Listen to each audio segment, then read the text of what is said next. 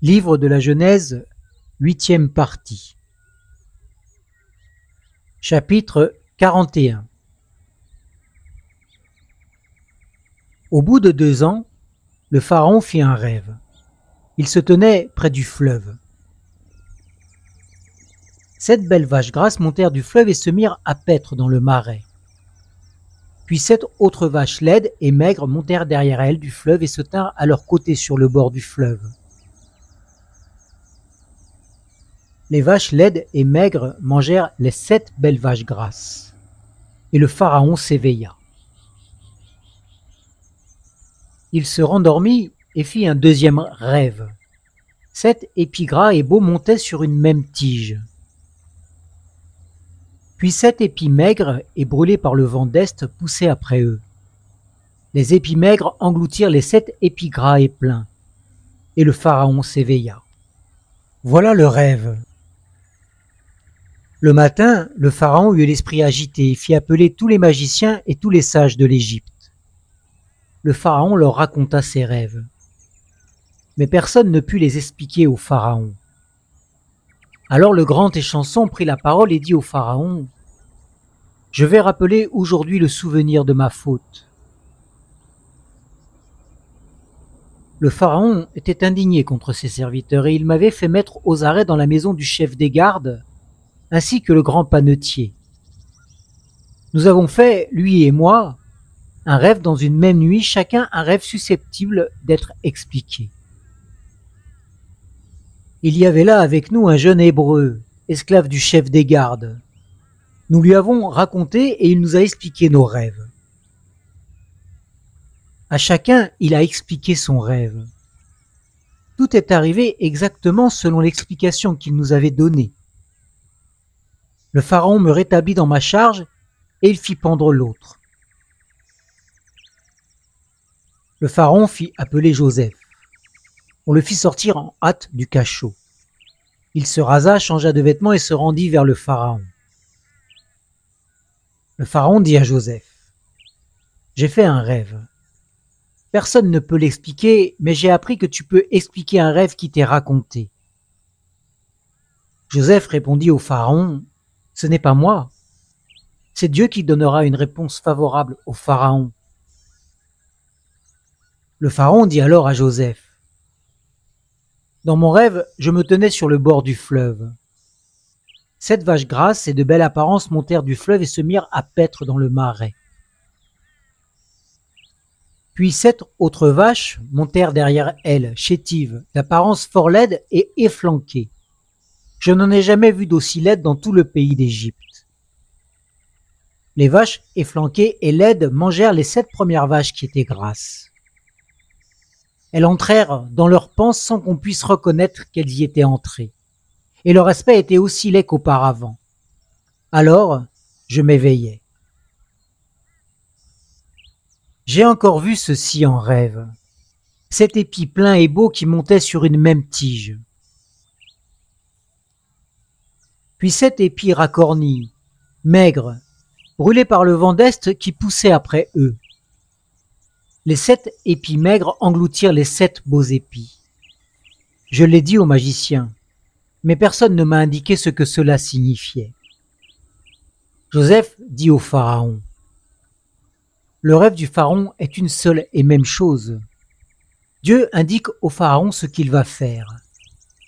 Les 7 belles vaches sont 7 années, et les 7 beaux épis sont 7 années. C'est le même rêve. Les 7 vaches efflanquées et laides qui montaient derrière les premières sont 7 années. Et les 7 épis vides brûlés par le vent d'est seront 7 années de famine. Ainsi, comme je viens de le dire au pharaon, Dieu a montré au pharaon ce qu'il va faire. Voici que viennent 7 années de grande abondance dans tout le pays d'Égypte. 7 années de famine les suivront, et l'on oubliera au pays d'Égypte toute cette abondance. La famine réduira le pays à rien. Après cela, on ne pourra plus rien remarquer de l'abondance dans le pays, tellement cette famine sera accablante. Si le rêve s'est répété 2 fois au pharaon, c'est que la chose est arrêtée de la part de Dieu et que Dieu se hâtera de l'exécuter. Maintenant que le pharaon découvre un homme intelligent et sage, et qu'il l'établisse sur le pays d'Égypte, que le pharaon agisse et qu'il nomme des fonctionnaires sur le pays pour lever 1/5 des récoltes de l'Égypte pendant 7 années d'abondance, qu'il rassemble toutes les vivres de ces bonnes années qui vont venir, qu'il fasse, sous l'autorité du pharaon, des réserves de froment et de vivres dans les villes, et qu'ils en aient la garde. Ces vivres seront en dépôt pour le pays en vue des 7 années de famine qu'il y aura dans le pays d'Égypte, afin que le pays ne soit pas consumé par la famine. Cette parole plut au pharaon et à tous ses serviteurs. Et le pharaon leur dit : pourrions-nous trouver un homme comme celui-ci, ayant en lui l'esprit de Dieu ? Le pharaon dit à Joseph : dès lors que Dieu t'a fait connaître tout cela, il n'y a personne qui soit aussi intelligent et aussi sage que toi. C'est toi qui seras à la tête de ma maison, et tout mon peuple dépendra de tes ordres. Le trône seul m'élèvera au-dessus de toi. Le pharaon dit à Joseph : vois, je te donne autorité sur tout le pays d'Égypte. Le pharaon ôta son anneau de sa main et le mit à la main de Joseph. Il le revêtit d'habits de fin lin et lui mit un collier d'or au cou. Il le fit monter sur le char qui venait en second derrière le sien, et l'on criait devant lui : Abrek ! C'est ainsi que le pharaon lui donna autorité sur tout le pays d'Égypte. Le pharaon dit encore à Joseph : je suis le pharaon, et sans ta permission, personne ne lèvera la main ni le pied dans tout le pays d'Égypte. Le pharaon appela Joseph du nom de Tsaphnath-Panéa. Il lui donna pour femme Asnath, fille de Potiphéra, prêtre d'On. Joseph sortit alors pour prendre autorité sur tout le pays d'Égypte. Joseph était âgé de 30 ans lorsqu'il se présenta devant le pharaon, roi d'Égypte. Il sortit de la présence du pharaon et parcourut tout le pays d'Égypte. Pendant 7 années d'abondance, le pays travailla à plein. Joseph rassembla toutes les vivres de ces 7 années dans le pays d'Égypte. Il mit les vivres dans les villes, mettant dans l'intérieur de chaque ville les vivres des champs environnants. Joseph amassa du froment comme le sable de la mer. La quantité était si considérable que l'on cessa de compter, parce que c'était impossible. Avant la première année de famine, il naquit à Joseph 2 fils, que lui enfanta Asnath, fille de Potiphéra, prêtre d'On. Joseph donna au premier-né le nom de Manassé, car, dit-il, Dieu m'a fait oublier toute ma peine et toute la maison de mon père. Il donna au second le nom d'Éphraïm, car, dit-il, Dieu m'a rendu fécond dans le pays de mon humiliation. Les 7 années d'abondance qu'il y eut au pays d'Égypte vinrent à leur terme, et les 7 années de famine commencèrent à venir, comme Joseph l'avait annoncé. Il y avait famine dans tous les pays, mais dans tout le pays d'Égypte, il y avait du pain. Quand tout le pays d'Égypte fut aussi affamé, le peuple cria au pharaon pour avoir du pain. Le pharaon dit à tous les Égyptiens : allez trouver Joseph et faites ce qu'il vous dira. La famine régnait dans tout le pays. Joseph ouvrit toutes les réserves et vendit du blé aux Égyptiens. La famine devenait de plus en plus forte dans le pays d'Égypte. De tous les pays, on arrivait en Égypte pour acheter du blé auprès de Joseph, car la famine était devenue forte dans tous les pays. Chapitre 42. Jacob vit qu'il y avait du blé en Égypte. Alors Jacob dit à ses fils : pourquoi vous regardez-vous les uns les autres ? Il dit : j'apprends qu'il y a du blé en Égypte. Descendez-y pour nous en acheter là-bas, afin que nous puissions survivre et que nous ne mourions pas. 10 frères de Joseph descendirent pour acheter du froment de l'Égypte. Jacob n'envoyait pas avec eux Benjamin, frère de Joseph, car il disait « Il pourrait lui arriver un accident ». Les fils d'Israël vinrent pour acheter du blé au milieu de ceux qui venaient dans cette intention, car c'était la famine dans le pays de Canaan. Joseph était donc le gouverneur dans le pays. C'est lui qui faisait vendre du blé à tout le peuple du pays. Les frères de Joseph vinrent et se prosternèrent devant lui, la face contre terre. Joseph vit ses frères, il ne les reconnut pas, mais il se comporta à leur égard comme un inconnu. Il leur parla avec dureté et leur dit « D'où venez-vous » Ils répondirent « Du pays de Canaan pour acheter des vivres. » Joseph reconnut ses frères, mais eux ne le reconnurent pas. Joseph se souvint des rêves qu'il avait faits à leur sujet, et il leur dit « Vous êtes des espions. C'est pour repérer les points faibles du pays que vous êtes venus. » Ils lui répondirent « Non, mon Seigneur, tes serviteurs sont venus acheter des vivres. Nous sommes tous fils d'un même homme. Nous sommes sincères. Tes serviteurs ne sont pas des espions. » Il leur dit « Nullement, c'est pour repérer les points faibles du pays que vous êtes venus. » Ils répondirent « Nous, tes serviteurs, nous sommes 12 frères, fils d'un même homme du pays de Canaan. Or le petit est aujourd'hui avec notre père, et il y en a un qui n'est plus. » Joseph leur dit « C'est ce que je vous disais, vous êtes des espions. Voici l'épreuve à laquelle je vais vous soumettre. Par la vie du Pharaon, vous ne sortirez pas d'ici tant que votre petit frère ne sera pas venu. Envoyez l'un de vous chercher votre frère. Quant à vous, vous irez en prison. Vos paroles seront mises à l'épreuve pour savoir si vous dites la vérité. Sinon, par la vie du Pharaon, vous êtes des espions. » Il les fit mettre ensemble aux arrêts pendant 3 jours. Le 3e jour, Joseph leur dit « Faites ceci et vous vivrez. Je crains Dieu. Si vous êtes sincères, que l'un de vos frères reste en prison dans la maison d'arrêt, et vous, partez, emportez du ravitaillement pour votre famille à cause de la disette, et amenez-moi votre petit frère, afin que vos paroles soient vérifiées et que vous ne mouriez pas. » C'est ce qu'ils firent, tous en se disant l'un à l'autre « Oui, nous avons été coupables envers notre frère, car nous avons vu la détresse de son âme quand il nous demandait grâce, et nous ne l'avons pas écouté. C'est pour cela que cette détresse nous arrive. » Ruben, prenant la parole, leur dit « Ne vous disais-je pas, ne commettez pas un crime contre cet enfant, mais vous n'avez pas écouté.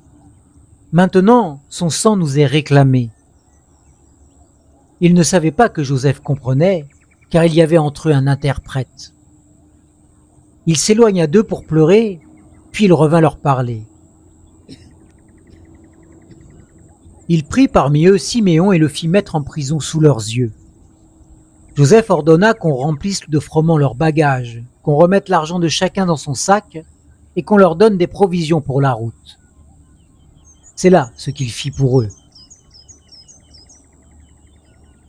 Ils chargèrent leur blé sur leurs ânes et partirent de là.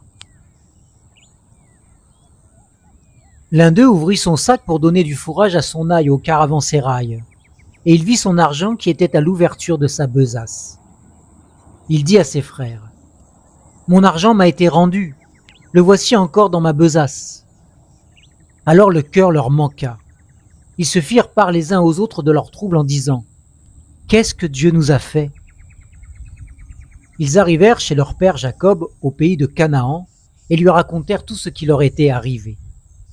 Ils dirent « L'homme qui est le seigneur du pays nous a parlé avec dureté et nous a accusés d'espionner le pays. Nous lui avons dit « Nous sommes sincères, nous ne sommes pas des espions. Nous sommes 12 frères, fils de notre père, L'un n'est plus et le petit est aujourd'hui avec notre père au pays de Canaan. » Alors l'homme qui est le seigneur du pays nous a dit: « Voici comment je reconnaîtrai si vous êtes sincères. Laissez auprès de moi l'un de vos frères. Prenez ce qu'il faut à votre famille à cause de la disette. Allez et amenez-moi votre petit frère. Je reconnaîtrai ainsi que vous n'êtes pas des espions et que vous êtes sincères.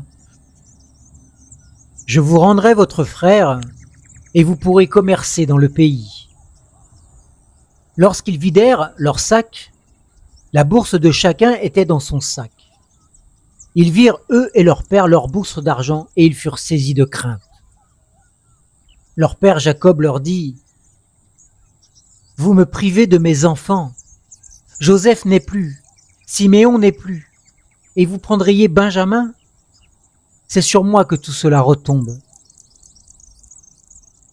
Ruben dit à son père: « Tu feras mourir mes 2 fils si je ne te ramène pas Benjamin. Remets-le entre mes mains et je te le ramènerai. » Jacob répondit: « Mon fils ne descendra pas avec vous, car son frère est mort et il reste seul. S'il lui arrivait un accident dans le voyage où vous vous engagez, vous feriez descendre mes cheveux blancs avec douleur dans le séjour des morts. » Chapitre 43. La famine s'apesantissait dans le pays.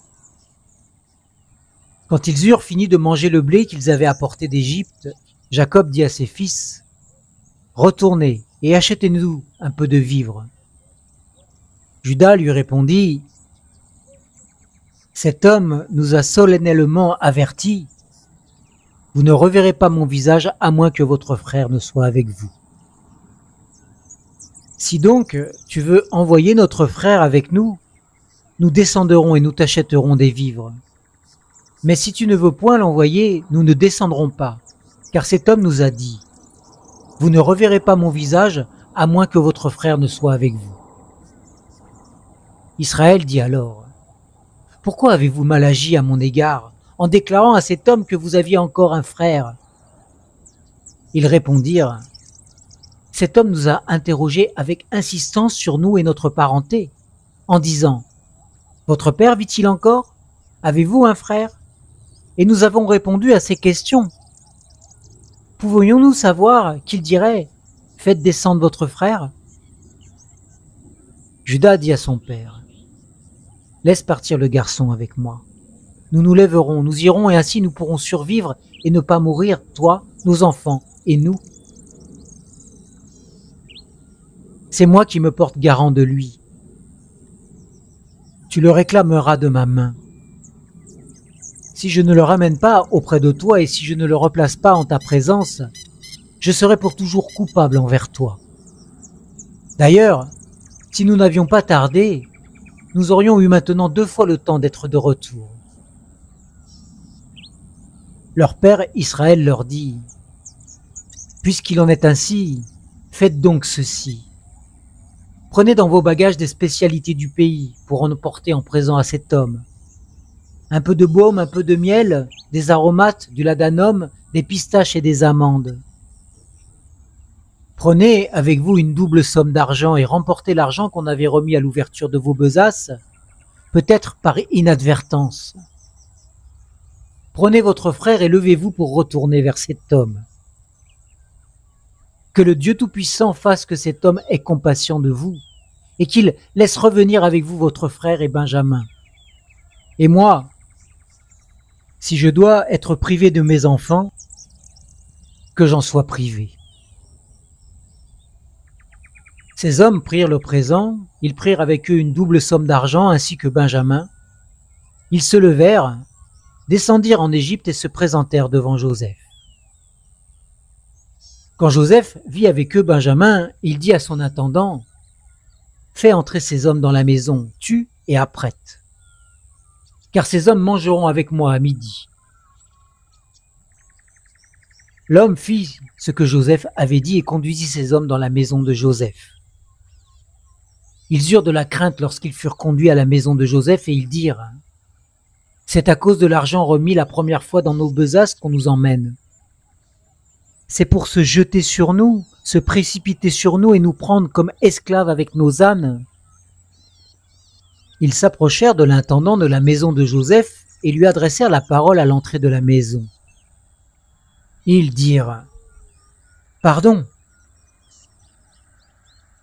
Monseigneur, nous sommes déjà descendus une première fois pour acheter des vivres. Puis, quand nous sommes arrivés au caravansérail, nous avons ouvert nos besaces et retrouvé chacun son argent à l'ouverture de sa besace. Exactement le poids de notre argent. Nous le rapportons avec nous. Nous avons aussi apporté avec nous d'autres argents pour acheter des vivres. Nous ne savons pas qui avait remis notre argent dans nos besaces. » Il répondit : « Soyez en paix et sans crainte. C'est votre Dieu, le Dieu de votre Père, qui vous a donné un trésor dans vos besaces. Votre argent m'est parvenu. » Et il fit sortir Siméon vers eux. Cet homme les fit entrer dans la maison de Joseph. Il leur donna de l'eau et ils se lavèrent les pieds. Il donna aussi du fourrage à leurs ânes. Ils préparèrent leurs présents en attendant que Joseph vienne à midi, car ils avaient entendu dire qu'ils prendraient là leur repas. Quand Joseph fut arrivé à la maison, ils lui offrirent dans la maison le présent qui était entre leurs mains, et ils se prosternèrent à terre devant lui. Il s'informa de leur santé et dit : « Votre vieux père dont vous nous avez parlé, va-t-il bien ? Vit-il encore ? » Ils répondirent : « Ton serviteur, notre père, va bien, il vit encore. » Ils s'inclinèrent et se prosternèrent. Joseph leva les yeux et voyant son frère Benjamin, fils de sa mère, il dit : « Est-ce là votre petit frère dont vous m'avez parlé ? » Il ajouta : « Que Dieu te fasse grâce, mon fils. » Joseph coupa court, car il brûlait de tendresse pour son frère, et il avait besoin de pleurer. Il entra dans sa chambre et il y pleura. Après s'être lavé le visage, il ressortit et, faisant des efforts pour se contenir, il dit : « Servez le repas. » On le servit à part, ses frères à part, et les Égyptiens qui mangeaient avec lui aussi à part, car les Égyptiens ne pouvaient pas manger avec les Hébreux, parce que les Égyptiens ont cela en horreur. Les frères de Joseph s'assirent en sa présence, le premier-né selon son droit d'aînesse et le plus jeune selon son jeune âge, et chacun faisait part de son étonnement à son voisin. Joseph leur fit porter des portions de ce qui était devant lui, et la portion de Benjamin faisait bien 5 fois leur portion à eux tous. Ils burent tout leur soûl avec lui. Chapitre 44. Joseph donna cet ordre à l'intendant de sa maison. Remplis de vivres les besaces de ces gens, autant qu'ils en pourront porter. Mets l'argent de chacun à l'ouverture de sa besace. Tu mettras aussi ma coupe, la coupe d'argent à l'ouverture de la besace du petit, avec l'argent de son blé. L'intendant fit ce que Joseph lui avait dit. Le matin, dès qu'il fit jour, on laissa partir ces gens avec leurs ânes. Ils étaient sortis de la ville et n'en étaient guère éloignés, lorsque Joseph dit à son intendant : « Lève-toi, poursuis ces gens et rattrape-les.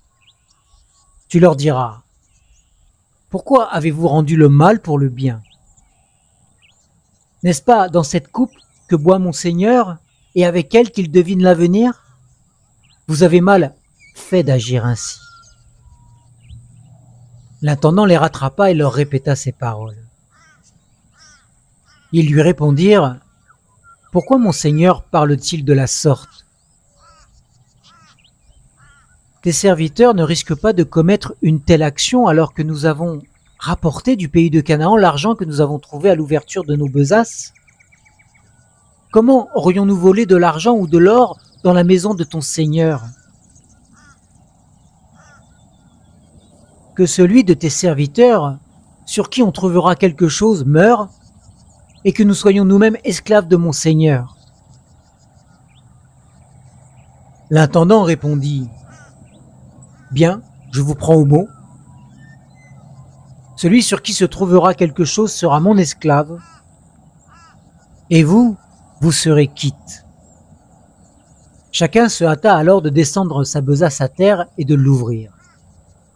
L'intendant les fouilla, commençant par le plus grand et finissant par le plus petit, et la coupe fut trouvée dans la besace de Benjamin. Ils déchirèrent leurs vêtements, chacun rechargea son âne et ils retournèrent à la ville. Judas et ses frères arrivèrent à la maison de Joseph où il était encore et ils tombèrent à terre devant lui. Joseph leur dit : « Quelle action avez-vous faite ? Ne saviez-vous pas qu'un homme comme moi a le pouvoir de deviner l'avenir ? » Judas répondit : « Que dire à mon Seigneur ? Comment parler ? Comment nous justifier ? Dieu a trouvé tes serviteurs en faute. Nous voici esclaves de mon Seigneur, aussi bien nous que celui sur qui la coupe a été trouvée. » Alors Joseph dit : « Je ne risque pas d'agir de la sorte. L'homme sur qui la coupe a été trouvée sera mon esclave, mais vous, remontez en paix vers votre père. » Alors Judas s'approcha de lui et dit : « De grâce, mon Seigneur, que ton serviteur puisse adresser la parole à mon Seigneur, et que ta colère ne s'enflamme pas contre ton serviteur, car tu es comme Pharaon. Mon Seigneur a questionné ses serviteurs en disant : « Avez-vous un père ou un frère ? » Nous avons répondu à mon Seigneur : « Nous avions un vieux père et un petit frère. Enfant de sa vieillesse, son frère est mort. Il est donc le seul qui soit resté de sa mère, et son père l'aime.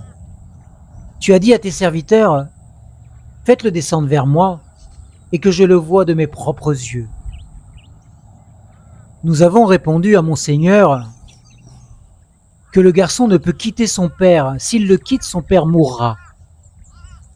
Tu as dit à tes serviteurs : si votre petit frère ne descend pas avec vous, vous ne reverrez plus mon visage. Lorsque nous sommes remontés auprès de ton serviteur, mon père, nous lui avons rapporté les paroles de mon Seigneur. Notre père a dit : retournez, achetez-nous un peu de vivres. Nous avons répondu : nous ne pouvons pas descendre, mais si notre petit frère est avec nous, nous descendrons.